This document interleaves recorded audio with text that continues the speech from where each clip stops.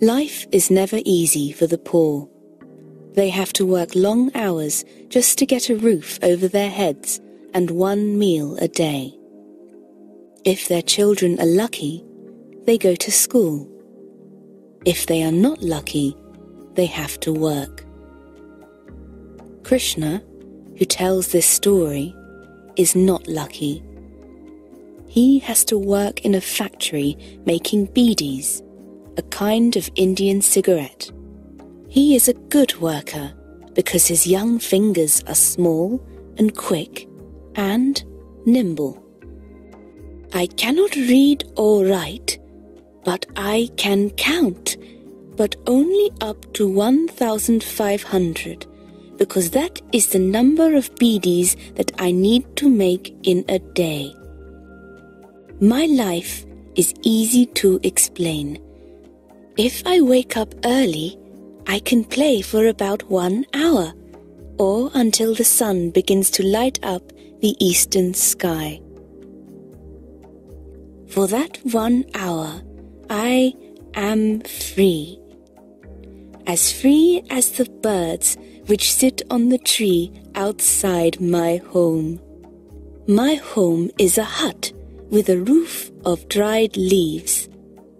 It is very small, but the 3 of us can just sleep in it, and I go away really early and come back in the nights, so only my mother and my little sister are there in the daytime. In the nights it is a bit crowded. When we sleep, my arm is often around little Tangachi, or Amma's thin foot is resting on my leg, but it doesn't matter. The other day, I asked Amma, "How old am I?" She counted on her fingers. 6. 6 sounds very small when you think about 1,500 beedis, but Sami, the owner of the factory where I work, always says that I have nimble fingers. That night, when we were having our meal outside our home, I asked Amma, "What does nimble fingers mean?" "It means your fingers are like Weaver Mama's fingers," she said. "When your uncle spins his cloth, have you seen how quickly his fingers move, pulling the threads this way and that way? I love to watch Weaver Mama working, and now I am very happy because my fingers are like his." I asked Amma one more question while we drank our rice soup.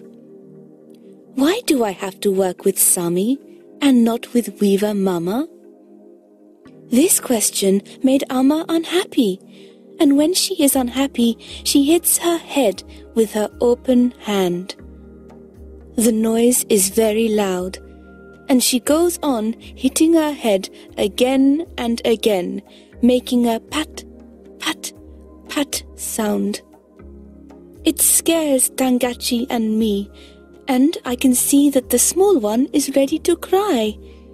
I put my fingers, nimble fingers, on Amma's hands to stop her hitting herself.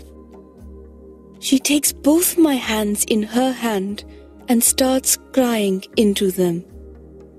I can feel warm tears dropping onto my fingers. Here I am, happy that I have Weaver Mama's fingers, and Amma is crying. She looks at the black marks on my hands and the cuts on my finger ends. She kisses my hands and holds me and Tangachi close to her. "Amma," I ask again, "why can I not work with Weaver Mama?" Tangachi is pushing her finger into my back. Her eyes are telling me to stop my questions, but I want to know. If I can make 1,500 beedis in a day, surely I can help Weaver Mama weave his beautiful cloth. Amma never answered my question that day, but I just went on asking. I asked the same question every night until the next full moon. That night, Tangachi was already asleep. Amma and I were sitting outside watching fireflies dancing in the moonlight. Amma held me close to her and said, "Krishna, you have to work all your life with Sami, the bonded labor man. You have to do this to pay back your grandfather's debt. You cannot work for another person because your grandfather has taken 5,000 rupees and sold you to Sami.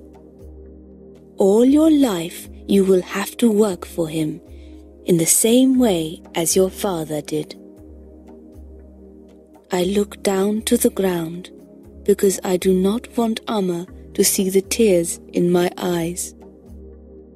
I am a brave boy, you see, but suddenly my nimble fingers don't feel so nimble anymore.